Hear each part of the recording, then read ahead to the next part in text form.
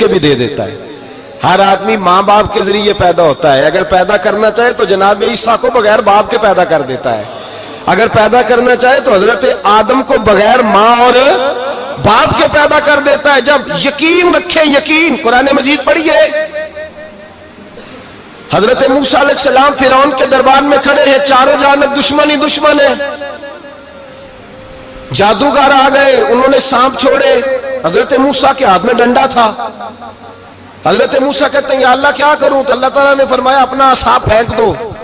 کہنا چاہیے تھا نا کہ یا اللہ ایک ہی تو شے ہے, اتنے سانپ ہے, بچانے کے لیے ڈنڈا ہے, وہ پھینک دوں. ڈنڈا پھینکا جاتا ہے, سانپ کو دیکھ کر کے قابو کیا جاتا ہے.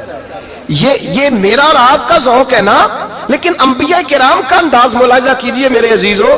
اللہ فرماتے ہیں ڈنڈا, اے موسیٰ ڈال دے اپنا عصا. پہلے نہیں فرمایا کہ سانپ بن جائے گا, فرمایا بس تو ڈال دے. میں اور آپ ہوتے ہیں تو سام سامنے ہے, ڈنڈا ہاتھ میں ہے, ہم کہیں گے عجیب بات ہے, یہی تو دفاع کی چیز ہے, اسی کو ڈال دوں تو بچوں گا کیسے؟ کہا ڈال دو. تو حضرت موسیٰ نے ڈال دیا. کہا میرے رب کا حکم ہے تو میرے لیے بہتر ہی ہوگا.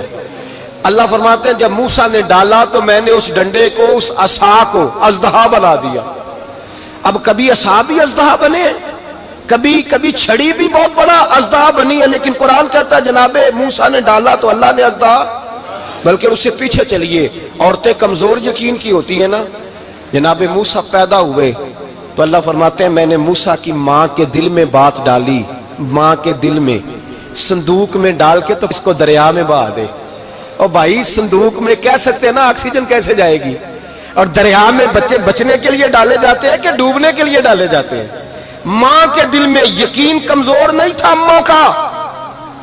انبیاء کے ماں باپ موحد ہوتے ہیں, دین کو ماننے والے. ماں کے دل میں اللہ نے بات, اللہ قرآن میں کہتے میں نے وحی کی, میں نے القاء کیا, میں نے بات ڈالی.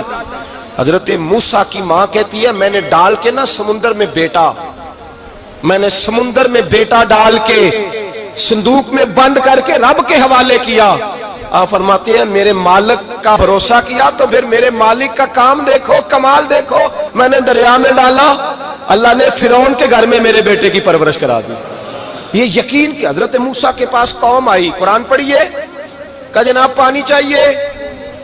وَإِذِ اسْتَسْقَىٰ مُوسَىٰ لِقَوْمِهِ, موسیٰ نے اپنی قوم کے لیے پانی مانگا. ہم نے کہا فَانْفَجَرَتْ مِنْهُ اثْنَتَا عَشَرَةَ عَيْنًا, اپنا ڈنڈا پتھر پہ مارو. عقل والا آدمی ہوتا تو اڑ جاتا, کہتا یا اللہ پتھروں سے بھی کبھی پانی نکلا ہے؟ اضرب بعصاک الحجر, مارو پتھر پہ ڈنڈا. اللہ کے نبی نے منٹ نہیں لگایا, ٹھا کر کے ڈنڈا لگایا. فَانْفَجَرَتْ مِنْهُ اثْنَتَا عَشَرَةَ عَيْنًا. اللہ فرماتے ہیں جناب موسیٰ نے ایک عصا مارا, میں نے 12 چشمے جاری کر دیے. تو لے تو لا اللہ کرتا ہے, اللہ کہتا ہے پڑھ نماز روزی دوں گا, کہتا ہے سوچتا ہوں. اللہ فرماتا ہے آجا مسجد میں تیرا ہو جاؤں گا, کہتا ہے دیکھتا ہوں. رب فرماتا ہے تو میرے محبوب کی غلامی کر, میں تجھے محبوب بنا لوں گا.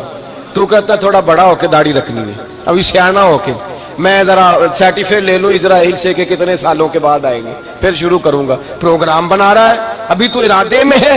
اللہ کے پیغمبر کا ڈنڈا, اور اس سے زیادہ آگے بات ہو گئی. پیچھے فوج لگی ہوئی ہے فرعون کی, مجمع ہے, ہزاروں لاکھوں کا لشکر لے کے, تلواریں, نیزے. فرعون پیچھے, آگے دریا آ گیا. حضرت موسیٰ علیہ السلام کھڑے ہیں, اب کدھر جائیں؟ اللہ پاک نے فرمایا مارو ڈنڈا. کہاں؟ پانی پہ, پانی پہ ڈنڈا مارو. اب حضرت موسیٰ علیہ السلام پانی پہ ڈنڈا مارے تو پانی ابلے گا, اس سے زیادہ کیا ہوگا؟ پہلے پتھر پہ ڈنڈا مروایا تو پانی نکلا, اب پانی پہ ڈنڈا مروایا. فَإِذْ فَرَقْنَا بِكُمُ الْبَحْرَ فَأَنْجَيْنَاكُمْ وَأَغْرَقْنَا آلَ فِرْعَوْنَ. اللہ فرماتے ہیں موسیٰ نے پانی پہ ڈنڈا مارا تو میں نے پانی میں رستے بنا دیے. ایک جگہ ڈنڈا مارا تو پانی نکل آیا, دوسری جگہ عصا مارا تو پانی خشک ہو گیا. 12 چشمے بن گئے, 12 رستے بن گئے دریا میں سے. حضرت موسیٰ علیہ السلام گزر گئے, اور اللہ فرماتے ہیں فرعون بھی آیا تو اسے میں نے غرق کر دیا, اور وہ کھڑا دیکھتا ہی رہ گیا کہ بنا کیا ہے. یہ تو بات ہے حضرت موسیٰ کی, میرے مصطفیٰ کے غلام. حضرت سعد بن ابی وقاص قادسیہ کی جنگ کے لیے نکلے, رستے میں دریائے نیل آ گیا.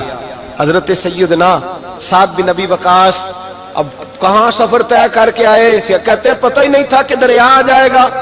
اب دور دور تک پل کوئی نہیں, صحابہ کہتے ہیں دشمن للکار رہا. حضرت سعد بن ابی وقاص دریا کنارے کھڑے ہوئے, ایمان یقین اور استقامت، ڈٹ گئے. کہنے لگے او دریا، اگر تو حضرت موسیٰ کی نافرمان قوم کو رستہ دے سکتا ہے، محمد عربی کے وفادار نوکر ہیں، ہم تو رسول اللہ کے ماننے والے ہیں. دشت تو دشت ہے، دریا بھی نہ چھوڑے ہم نے، بحر ظلمات میں دوڑا دیے گھوڑے ہم نے. فرمایا چھوڑ رستہ. صحابہ کہتے ہیں اس وقت ہم نے نعرے لگائے جب دریا نے رستہ ہی چھوڑ دیا. کہتے ہیں پھر اللہ رسول پر ہم ذکر کرنے لگے، درود پڑھنے لگے، دریا سے رستے بن گئے. فرماتے 10,000 کا لشکر گزر گیا. اس پار جب گیا نا تو حضرت سعد بن ابی وقاص نے پھر مجمع پہ نظر ڈالی. فرمایا کسی کی کچھ ہے تو نہیں رہ گئی پانی میں، کوئی دریا میں چیز تو نہیں رہ گئی. ایک صحابی کہنے لگے میرا مٹی کا پیالہ رہ گیا ہے. یار ذرا دیکھیے انداز دیکھیے، مٹی کا پیالہ. او یار چھوڑ پرا، مٹی کا پیالہ کیا ہوتا ہے؟ اب تو مٹی کے پیالے کی بات کرے گا. چھوڑ دے، کیا کرتا ہے؟ اس نے کہا پیالہ میرا رہ گیا ہے. تو حضرت سعد بن ابی وقاص کہنے لگے کیوں ہمارا پیالہ رہ جائے، ہم رسول اللہ کے نوکر ہیں. ایمان، یقین اور استقامت کی دولت. پھر دریا کی طرف دیکھا، کہنے لگے چل یار ہمارا پیالہ بھی واپس کر دے. صحابہ کہتے ہیں دریا کی لہر آئی اور پیالہ بھی واپس کر گئی. اور میرے بھائی جب ایمان کی دولت، یقین کی دولت، اعتماد کی دولت، جو بابا کہتا ہے نا کہ معاذ اللہ تعالیٰ الو کا خون لے آؤ اور شیر کی کھلڑی لے آؤ، میں کالا پیلا نیلا جادو کروں گا، اس پر لوگ دوڑ کے جاتے ہیں، 50-60 ہزار روپیہ بھی دے آتے ہیں دوڑ کے.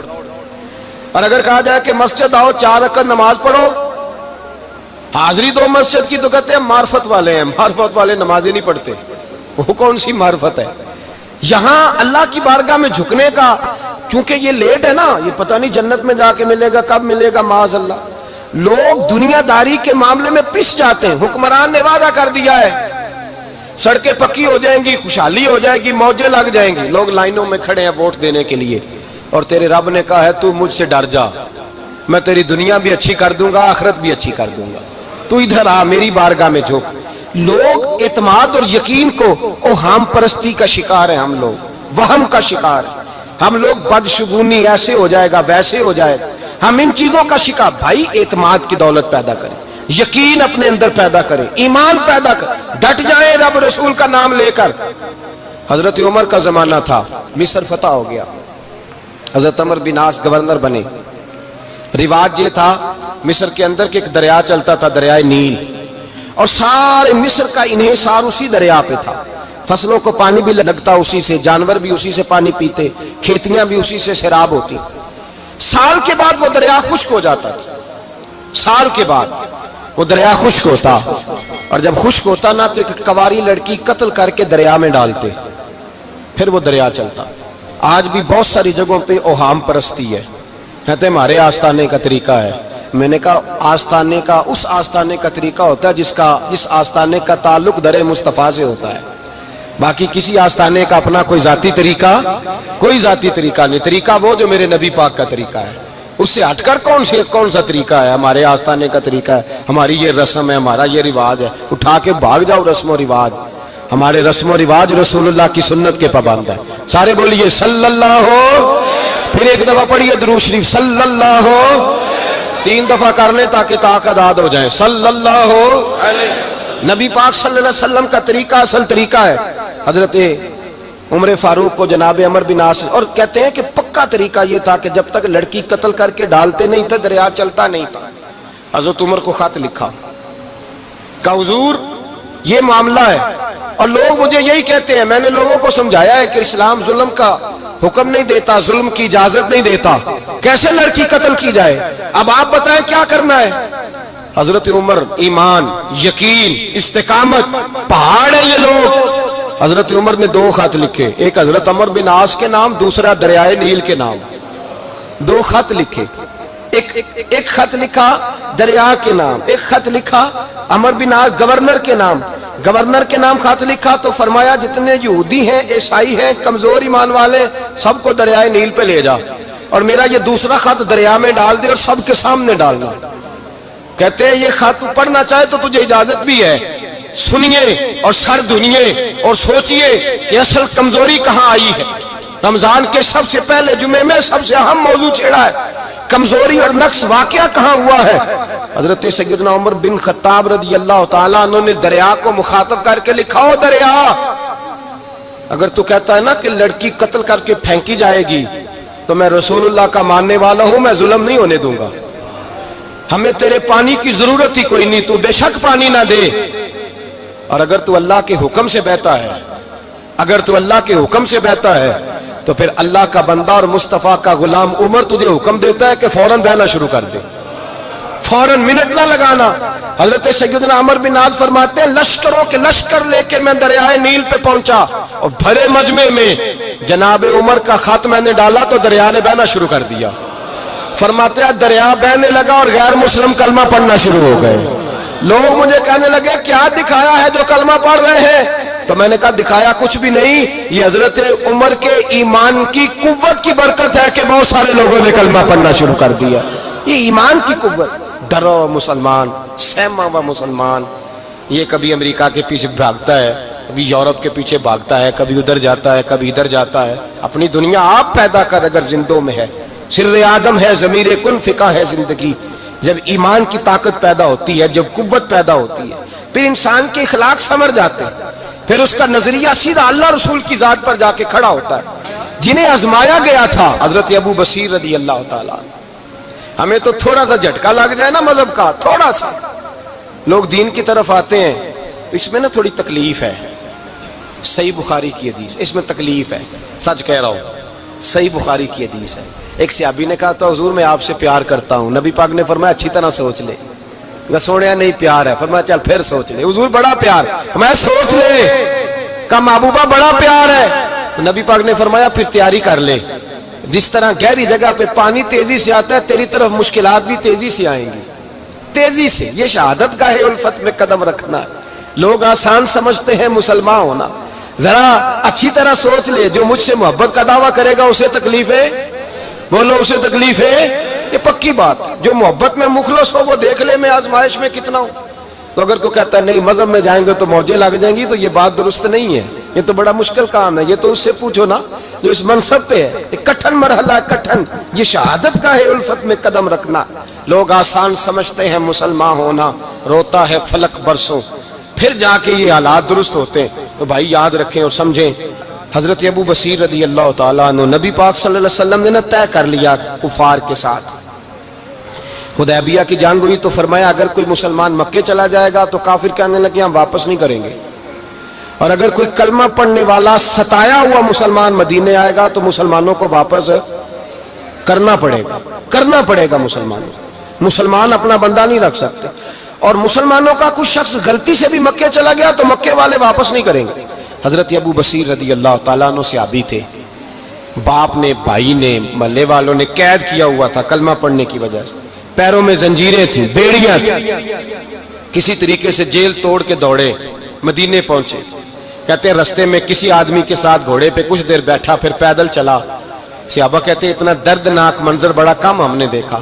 ابو بصیر جس گلی سے گزرتے وہاں خون پھیل جاتا، ان کی ٹانگیں خون سے کٹتی، وہ زنجیریں بندھی ہوئی، در رسول پہ حضور میں بھاگ کے آیا ہوں۔ کہتے ابھی نبی پاک صلی اللہ علیہ وسلم ان کی بات سن ہی رہے تھے کہ پیچھے سے قریش کے 2 سپاہی بھی آ گئے، کہنے لگے یہ بھاگ کے آیا ہے اور آپ کا وعدہ تھا کہ آپ واپس کریں گے۔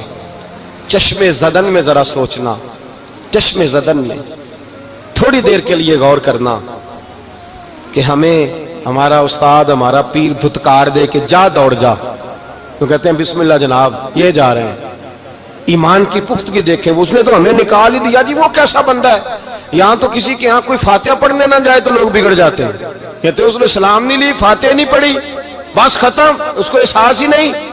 حضرت سیدنا ابو بصیر سامنے کھڑے، سامنے 2 سپاہی آ گئے، ذرا دیکھیے ایمان کی پختگی، ایمان، یقین اور استقامت۔ امام بہقی نے دلائل کے اندر لکھا ہے، فرماتے ہیں نبی کریم صلی اللہ علیہ وسلم نے ان کی طرف دیکھا تو حضور کی مقدس آنکھیں آنسوؤں سے بھر گئیں۔ حضور نے فرمایا ابو بصیر تیری تکلیف مجھے نظر آ رہی ہے پر میں نے وعدہ کیا ہوا ہے، میں نے وعدہ۔ بھئی یہاں ڈٹ کے رہنا بڑا مشکل ہے، یہاں قائم رہنا بڑا کٹھن مرحلہ ہے۔ یہاں آزمائش کے موقع پر دین پر انہوں نے تو رکھا ہی نہیں، لوگ تانے دیتے ہیں، باتیں کرتے ہیں، رکھا ہی نہیں، تو پھر ان کا بنتا ہے۔ حضور نے فرمایا تجھے جانا پڑے گا۔ صحابہ کہتے ہیں پورے مدینے میں ایسے تھا جیسے سوگ کا سما ہو، جب وہ دو سپاہی حضرت ابو بصیر کو پکڑ کے لے جا رہے تھے تو وہ پلٹ پلٹ کے پیچھے دیکھتے تھے، پلٹ پلٹ، پیروں میں خون ہے، آنکھیں آنسوں سے بھری ہوئی۔ فرماتے ہیں جب وہ پلٹ رہے تھے تو مدینے کی گلیاں بھی رو رہی تھی۔ میرے نبی پاک جب وہ آنکھوں سے اوجھل ہو گئے تو حضور بیٹھ گئے زمین پہ، نبی پاک نے رونا شروع کر دیا۔ فرمایا اللہ تو نے اس شخص کی مدد فرمانی ہے، اس پر کرم کرنا ہے، اللہ اس کا خیال فرمانا، اس کے لیے دعا کی، حضور روئے۔ حضرت ابو بصیر باہر نکلے تو وہ جو کافر تھے نا وہ کہنے لگے تو بڑا بنتا تھا ان کا، انہوں نے تجھے رکھا نہیں، تجھے رکھا بھی نہیں۔ تو حضرت ابو بصیر نے تھپڑ مارا منہ پہ، کہنے لگے میں وہ نہیں جو تھوڑی سی بات سے بدل جاؤں، ایمان یقین اور استقامت کی دولت ملی ہوئی ہے۔ آپ فرمانے لگے میرا تو ایمان اور پختہ ہو گیا ہے کہ میرا نبی اپنے وعدوں کا بڑا پابند ہے، میرا رسول اپنے وعدوں کا بڑا پابند ہے۔ حضرت ابو بصیر کہتے ہیں مدینے کی سرحد گزر گئی تو میں نے کھینچی تلوار ان میں سے ایک سپاہی، اب آؤ میرے مقابلے میں جس نے آنا ہے۔ ایک کو مارا، دوسرا بھاگ گیا۔ فرماتے اب میں مکے جا نہیں سکتا تھا، جاؤں گا تو وہ زیادہ ماریں گے، مدینے حضور نے قبول نہ فرمایا۔ فرماتے ایک جنگل میں جا کے العیس نام کی ایک بستی تھی، وہاں ڈیرا لگا لیا، دریا کے کنارے، پانی پی لیتا، پتے کھا لیتا، تن تندور ہڈاں دا بالن تے اسی ہاواں نال تپایا، کپ کپ مکیاں پیڑے کیتے تے اتوں صبر پلیتھن لایا، تن دی ہانڈی تے من دا سالن اتے لون صبر دا پایا۔ غلام فریدا وے میں ساری تیری، غلام فریدا وے میں ساری تیری، تینوں اجے یقین نہیں آیا؟ فرماتے سالوں پتے کھائے، اب جو بھی وہاں سے تنگ ہوتا وہ میرے پاس آ کے پناہ لیتا، جس کو مکے والے مارتے میرے پاس آ کہتے تانے دینے والے آ کے کہتے ہو تم کس طرح کے نوکر ہو، تمہیں تو انہوں نے رکھا ہی نہیں۔ ہم نے کہا چپ کر جا، وہ ہمارے آقا ہیں، وہ ہمارے آقا ہیں، رکھیں تب بھی ٹھیک ہے، نہ رکھیں اللہ اکبر۔ ایمان دیکھو، قوت دیکھو، جڑیاں خصماں دی وچ رضا وسن، بھاگ جاگ جاندے انہاں گولیاں دے تے میں گڈی ہتھ ڈور سجن دے، او جنج رکھے اونج رہنا ہے، واجب نہیں جے وچ شریعت مندہ خصم نو کہنا۔ فرمایا بس ٹھیک ہے، جس طرح حضور راضی ویسے ہی ہم راضی۔ حضرت ابو بصیر رضی اللہ تعالیٰ عنہ کے پاس 300 صحابہ کٹھے ہو گئے، 300۔ حضرت ابو بصیر جب مدینے کی سرحد سے گزر رہے تھے نا تو نبی پاک نے ایک آواز دی تھی، فرمایا ابو بصیر ایک وقت آئے گا کہ میرا پیغام تجھ تک پہنچے گا، ایک ٹائم آئے گا۔ حضرت ابو بصیر سے جب کوئی کہتا نا کہ زندہ کس بات پہ ہو تو فرمانے لگے مصطفیٰ کے فرمان پہ بڑا یقین ہے، بلاوا آئے گا، مجھے بلاوا، مجھے یقین ہے کہ مجھے بلاوا، بڑی امید ہے سرکار قدموں میں بلائیں گے، اور کرم کی جب نظر ہوگی مدینے، مجھے یقین ہے کہ مجھے بلاوا۔ حضرت ابو بصیر رضی اللہ تعالیٰ عنہ فرماتے ہیں کہ وقت گزرتا گیا، 300 لوگ کٹھے ہو گئے۔ جب کوئی مسلمانوں کا قافلہ مکے کے پاس سے گزرتا تو مکے والے لوٹ لیتے تھے، حضور نے بھی اجازت دی مدینے والوں کو، اگر ان کا قافلہ کوئی آئے تمہیں بھی حملے کی اجازت ہے، کفر کا مال مال غنیمت ہے۔ حضرت ابو بصیر کہتے ہیں جب بھی ہمارے قریب سے وہ رستہ تھا شام کی طرف جانے کا، جب بھی کافر گزرتے ہم ان کے قافلے پکڑ لیتے، لوٹتے، ہم بھی ان کو اس طرح کی سزا دیتے جو مسلمانوں کو دیتے تھے۔ فرماتے ان کا جینا محال ہو گیا، ہاتھ باندھ کے نبی پاک کی بارگاہ میں گئے، کہنے لگے یہ شرک ختم فرما دیں اور آپ ان کو بلا لیں، بلا لیں۔ حضرت ابو بصیر فرماتے ہیں میں بوڑھا آدمی تھا، دن بھر میں کام کرتا، محنت کرتا، اس علاقے میں کھیتی باڑی کرتا، جب رات ہوتی تو میں کسی پہاڑ کے ٹیلے پہ بیٹھتا اور مدینے کی جانب منہ کر لیتا، اور میں انتظار کرتا بلاوا کب آئے گا، کب حضور کا پیغام آئے گا، میں انتظار کرتا۔ حضرت ابو بصیر رضی اللہ تعالیٰ عنہ بیمار ہو گئے، شدید بیمار، سخت بیمار تھے تو قریش نے شیخ ختم کی۔ حضرت ابو ہریرہ کہتے ہیں نبی پاک نے 2 صحابہ کو رکا دیا، فرمایا جاؤ اسے جا کے کہو آ جائے، اسے کہو آ جائے۔ صحابہ کہتے ہیں ہم پہنچے تو ان کا آخری وقت چل رہا تھا، آخری ہجکیاں تھیں، ایمان اور یقین دیکھو، آخری ہجکیاں۔ لوگ کہتے ابو بصیر وقت آ گیا، وہ کہتے ہیں نہیں ابھی وقت نہیں آیا، وقت تب آئے گا جب نبی پاک کا بلاوا آئے گا۔ حضور کا وعدہ تھا وقت تب آئے گا جب میرے نبی کا بلاوا آئے گا، بھی بلاوا نہیں آیا تو ابو بصیر کا وقت بھی نہیں آیا۔ صحابہ کہتے ہیں ہم نے جا کے رکا تھمایا، اٹھنے کی بھی طاقت نہیں تھی۔ جب حضور کا رکا لیا نا تو دونوں یوں مٹھیاں بند کر لی، گویا جھوم جھوم کے نعرے لگانے لگے آؤ دیکھو میرے نبی کے وعدے کتنے سچے ہیں، آؤ دیکھو حضور کے وعدے، چومتے حضور کا نامہ، سر پہ رکھتے، سینے سے لگاتے۔ اور کہتے ہیں پھر بلند آواز سے کلمہ پڑھنے لگے. کہنے لگے حضور میں حاضر ہوا. یا رسول اللہ میں آیا. کہتے ہیں بلند آواز سے کلمہ پڑھا اور ان کی روح پرواز کر گئی.